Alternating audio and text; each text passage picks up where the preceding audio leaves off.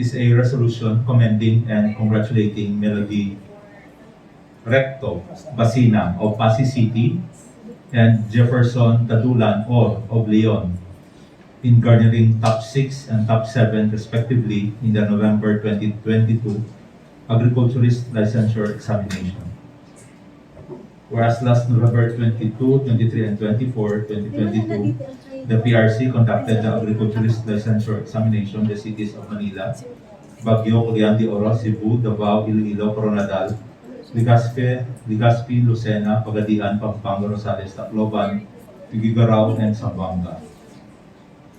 Whereas the result of the examination was released last December 7, 2022, or within 8 working days after the examination.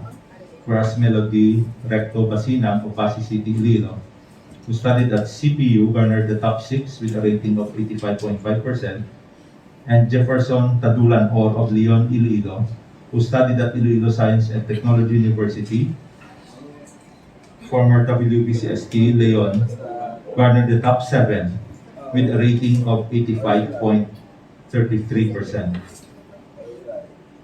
Whereas Agriculturist Licensure Examination covers the following topics: crop science, soil science, crop protection, animal science, agricultural economics and marketing, and agricultural extension and communication. Whereas 4,035 of total 11,673 examinees, or 34.57% of examinees, have passed the said exam. That's the content of the resolution, Madam Chair. Yes, co-sponsor, board. Yes, Board. Yes, okay. Consider. You have co-sponsors, Board Istura, Board Gonzales, I believe Board Kahiling. Yes, and Board Malihar and myself. I so move. So moved and second the motion, Honorable Istura, Kahiling, Malihar, Serrag, Espinosa, Soliano, Tupas, Gonzales. Motion is approved.